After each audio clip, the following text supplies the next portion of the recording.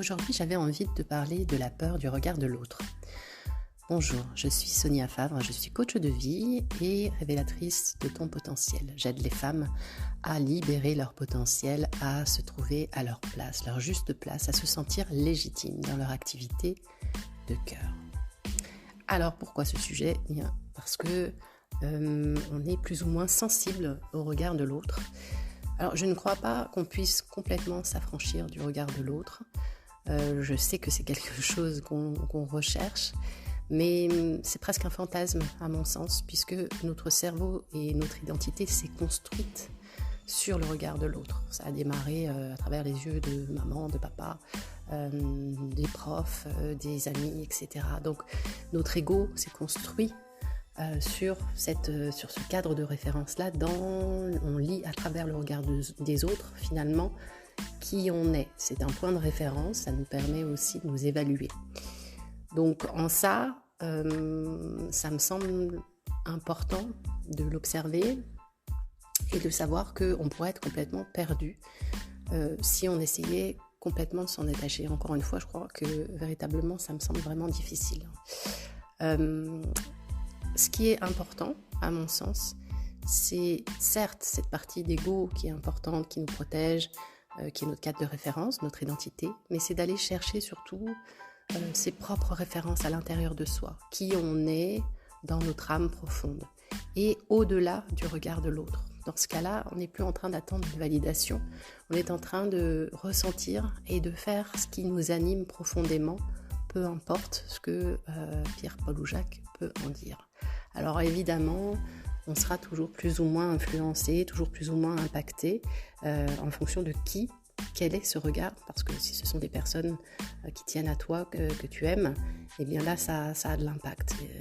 Quand ce sont des personnes qui ne comptent pas pour toi, là, on peut dire aussi que c'est beaucoup plus facile de s'en détacher. Donc, c'est comment tu arrives à placer ce curseur pour te permettre d'être pleinement toi, peu importe finalement la validation de tes proches. En étant juste avec toi-même, tu es juste aussi avec eux, avec ces personnes autour. Et finalement, c'est aussi d'une certaine façon leur donner l'autorisation d'être elles-mêmes, puisque on en touche toujours à ça, à se sentir libre, indépendante et complètement soi, à oser faire quelque chose qui nous ressemble pour emmener les autres dans cet univers-là à elles-mêmes oser. Et puis cette peur du regard de l'autre, la peur, derrière chaque peur se cache un désir. Et l'idée, c'est quand on a peur du regard de l'autre, ça masque bien souvent ce désir d'être vu, ce désir d'être reconnu. Donc pose-toi des questions au-delà de cette peur du regard de l'autre, si tu as d'autres peurs, comme par exemple celle d'être rejeté, ça peut masquer le désir d'être aimé. Je ne parle pas de phobie, je parle là uniquement de ce type de peur-là. Quels sont les désirs qui sont cachés derrière ? Et pour en fait passer à l'action, donc oser, avoir de l'audace, c'est te raccrocher à ces désirs pour que finalement ce soit ton moteur, ton fuel, ce qui te permette d'avancer plutôt que de rester tétanisé par la peur. Voilà, j'espère que... Alors peut-être que je referai un autre épisode là-dessus parce qu'il y a beaucoup de choses à dire.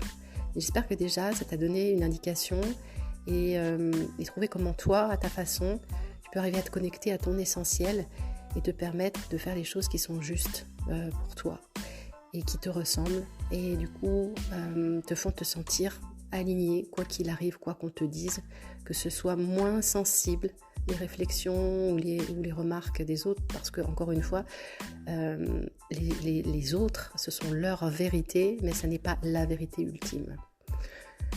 Je te souhaite une très belle journée et je te dis à bientôt pour un nouvel épisode.